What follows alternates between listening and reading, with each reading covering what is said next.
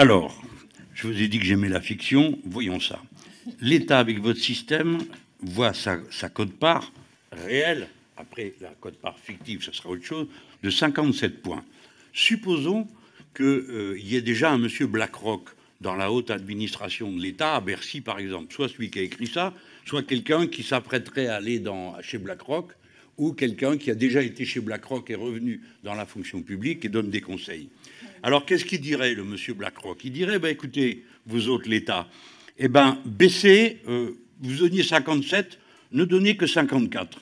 Parce que si vous donnez que 54, ça va perturber, ou 50, ou 40, ça va perturber l'équilibre financier global. Et comme le système que vous avez inventé est universel, c'est donc par rapport à la masse globale que ça va se calculer. Génial, on sera donc obligé de prendre une mesure d'âge ou une mesure de valeur de points pour punir, en plus en jetant des pierres aux fonctionnaires, ce qui est toujours très bien vu d'un BlackRockiste. Ou deuxième possibilité, idée encore meilleure, là je vous demande de la noter, les hauts fonctionnaires qui m'écoutent et qui vont changer de cabane bientôt, parce qu'elle est bien bonne. Vous n'avez qu'à dire, je supprime une dépense réelle, celle que devait faire l'État, et je vous la remplace par un crédit d'impôt, comme je l'ai prévu à l'article 65 de la loi Pacte pour tout le monde. Merci, et aussitôt, ça sera une perte de recettes. Pas vous, rapporteurs, vous êtes innocents, bien sûr, mais ceux qui ont décidé tout ça, eux, ils savent très bien où ils vont. Et c'est qu'en libérant la partie de la contribution de l'État d'un caractère obligatoire qu'elle a, elles le rendent aléatoire. Vous l'avez dit vous-même, le principe du vote du budget étant annuel, personne ne peut prendre d'engagement sur ce qui va se passer dans 15 ans. Donc je vous donne un scénario BlackRockiste. Vous diminuez la cotisation que doit l'État pour ses fonctionnaires et vous proposez à ces fonctionnaires de souscrire à un fonds d'assurance privée pour leur retraite, donc gagés sur leurs impôts, exactement comme vous l'avez fait pour les revenus supérieurs. Si bien que vous enlevez d'une ligne une dette de l'État pour la transformer de l'autre côté en baissant vos recettes. Ce qui fait que ça ne se voit pas. Et quand ça se voit trop, on dit faut diminuer la fonction publique, faut diminuer le nombre de fonctionnaires, faut diminuer les équipements publics, et ainsi va la petite machine des libéraux. D'abord on sabote, on détruit, et après on demande pour réparer de saboter encore. Puis Monsieur Mélenchon sur BlackRock, je crois qu'on l'a déjà évoqué, donc je n'y reviendrai pas, donc défavorable. Oui. Non, on n'a pas assez parlé de BlackRock. Non, pas du tout, parce que c'est BlackRock qui est là, qui est dans tous ces articles. Monsieur le rapporteur, oui. Écoutez, on a le droit, c'est une thèse politique. Nous relions les événements de l'instant à leur contexte général. Dans le monde entier, dans toute l'Union européenne, on a cherché à faire passer la masse des retraites qui étaient auparavant résulter des mécanismes de solidarité, à les faire passer dans la sphère marchande. Donc nous repérons tous les mécanismes qui rendent ça possible. Collègues, moi je ne m'arrêterai pas à un gouvernement, je m'en fous. Déjà, celui-là est assez chargé. Mais je sais aussi comment ceux du passé ne voulaient pas qu'on leur dise qu'ils allaient, en détruisant le statut des PTT, détruire le statut des fonctionnaires qui étaient là. Ils ne voulaient pas qu'on parle, pour toutes les branches qu'ils ont comme ça désarticulées, là, c'est pareil. Il s'agit de faire passer 300 milliards dans le secteur marchand. Je vous ai dit tout à l'heure qu'il suffit que l'État, une seule année, décide par exemple de réduire de 7 milliards la contribution de 42 milliards qu'il doit. Et à ce moment-là, M. BlackRock se frottera les mains parce qu'on lui dira « ceux qui cotisent directement chez vous, on leur retirera de leur impôt ». Alors on dira aux fonctionnaires « mais vous voyez bien, vous y trouvez votre compte. Et en plus, quand vous toucherez votre pension, cette partie sera exonérée à 70% de l'impôt sur le revenu ». Ne nous dites pas que ce n'est pas vrai, c'est ce que vous avez déjà fait. Et je termine en un mot, mais oui. Et à ce moment-là, le gars qui sera à Bercy, il dira il est bien gentil, BlackRock, mais qui c'est qui met l'équilibre dans les finances? Ici, c'est moi. Qu'est-ce qu'il a à faire? Il lui suffit d'augmenter d'1 point la TVA et il ramasse les 7,5 milliards dont je viens de vous parler. C'est-à-dire 20% d'économie sur une dépense de l'État. Et vous savez que la TVA, c'est le rêve des libéraux en matière d'impôts. Ouais, BlackRock ou hors note BlackRock. Bon, alors si on a bien compris, il ne faut pas tout mélanger. Mais vous mélangez tellement tout que vous n'avez pas pu vous empêcher de faire un article 65 dans le chapitre 2. Je lis. Les organismes de retraite professionnelle supplémentaires constituent dans ce cadre complété des véhicules spécifiquement conçus et adaptés pour porter des engagements de retraite et pour financer l'économie sur le long terme. Vous appelez le secteur de l'assurance à se mobiliser afin que les recours à ces véhicules se généralisent et que l'économie française puisse ainsi bénéficier pleinement. Et vous faites référence à la loi Pacte.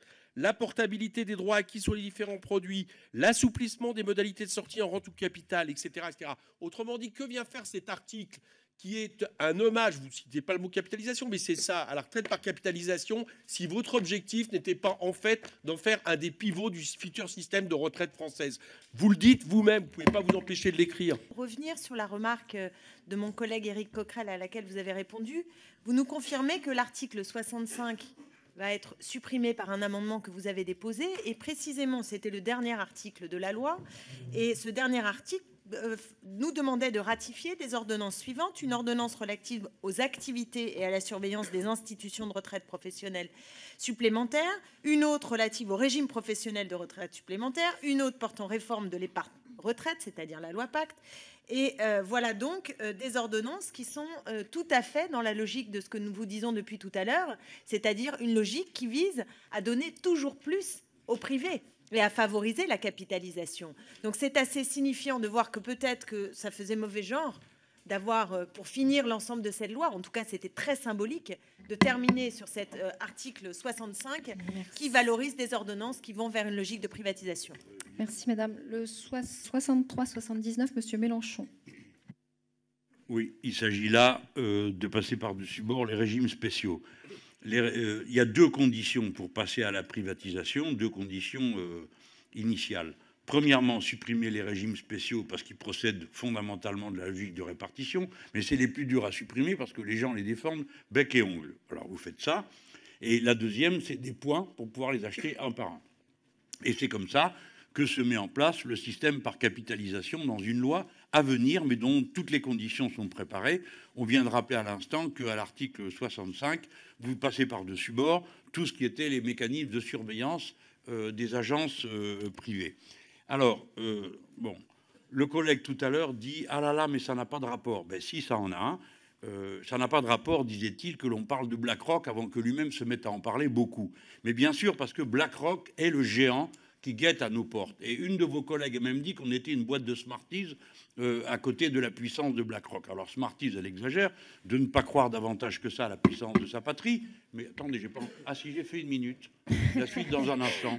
Je vous ai dit que pour que le système par capitalisation fonctionne, il faut qu'il y ait la suppression des régimes spéciaux ou leur passage en régime à points, ce que vous appelez passer de régime spécial à régime spécifique. Vous pouvez toujours, les députés, dire que le problème n'est pas posé et ne pas voir l'avenir, ne pas voir le monde réel dans lequel on vit. Un monde dans lequel la circulation de l'argent représente 115 fois les échanges matériels réels, où la capitalisation boursière est de 65 000 milliards d'euros, c'est-à-dire une somme supérieure à ce que c'était en 2008. Alors, si vous ne faites pas le travail, BlackRock, il fait le sien. Et ce n'est pas un complot, c'est sa nature. C'est une boîte qui fait 7 000 milliards de dollars d'actifs. Alors, ça l'intéresse, 300 milliards de plus dans le paysage. En France, il siège à AXA, Sanofi, Société Générale, Vinci, Total, BNP Paribas, Vivendi. Ils sont dirigés par un homme qui connaît la maison d'un bout à l'autre, monsieur Jean-François Cirelli, qui lui aussi ne fait que son travail, mais c'est un haut fonctionnaire. Il y a un instant, vous m'avez critiqué parce que je mentionnais les hauts fonctionnaires qui changeaient de camp. Celui-là, il a changé de camp. Il est devenu patron de GDF qu'il a vendu à Suez. À présent, il dit très tranquillement une note à l'attention du gouvernement français que la loi Pacte était un élément majeur pour l'avenir de l'épargne retraite en France. Par conséquent, dire qu'il y a une volonté de capitalisation, ça n'est pas soupçonner BlackRock de complot, parce que lui, il fait son boulot. Par contre, c'est ceux qui préparent tout pour que ça lui tombe sur les genoux, qui, eux, par contre, deviennent très suspects dans cette discussion, surtout quand ils ne veulent pas l'admettre.